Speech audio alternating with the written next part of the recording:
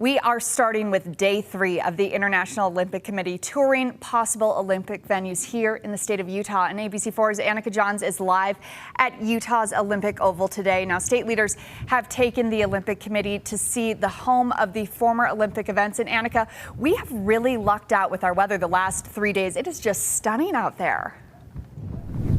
Oh, absolutely, Courtney. It has been a beautiful day, probably the best day to go on tours, if I do say so myself. So the committee ended their final tour here at the Olympic Oval, like we said, but they first started up early this morning at Snowbasin, where they got to see the greatest snow on Earth for themselves. Utah is known for its snow, and while 22 years ago we welcomed the world to experience it for themselves, it's time to see if we can do it again. And after a week-long touring event for the International Olympic Committee, Utah leaders are confident we are. The IOC loves every minute of this visit. The IOC was up and at it this morning at Snowbasin Resort as their tour of possible and former Olympic venues brought them north. Accompanied by state and Snowbasin officials, members of the IOC rode the gondola to the peak of Snowbasin's Grizzly and Wildflower courses, which some Utahns may remember as the home of the men's and women's downhill courses during the 2002 Olympics. There's only 3 resorts in America where you can still ski a downhill run. We open these up every day, and regular people can come ski them. Former Olympian Picabo Street, who brought home the gold in 1998 and later competed on these very slopes in the 2002 Games, was among the committee today, showing the IOC the passion and commitment Utah has to the Olympics. The volunteer community is prolific and has stayed intact. The venues are in great shape. They're really well used. There's a lot of familiarity, and the collaboration and just kind of the community effort that is constantly happening here, they're starting to feel it.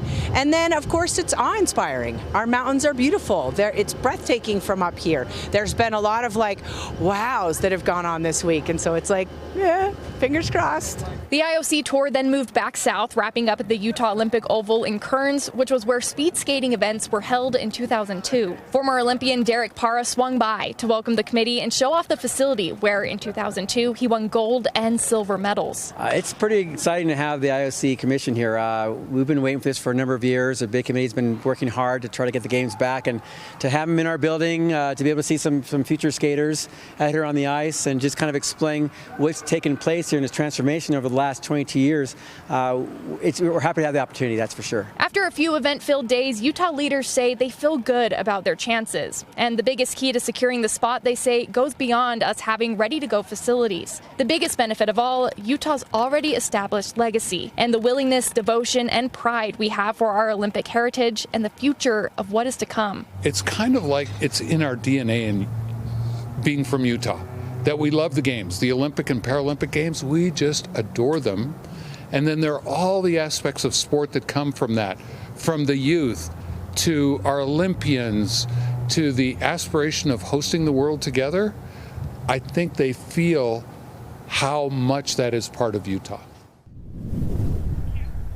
Now, the touring for them wrapped up today, but they are far from finished. Tomorrow, the IOC has a press conference later in the afternoon, and we'll be there. We'll be covering it for you both on air and online at abc4.com, so make sure you stick with us. Reporting live from Kearns, Annika Johns, ABC4 News. All right, fantastic. Thank you so much, Annika. And as she just mentioned, we are going to continue covering this, so stick with ABC4 News for special coverage of today's Olympic Committee visit to Utah and Salt Lake's bid to host the Games in 2034. We are going to update you on how that tour is going, both on air and online. That's at abc4.com.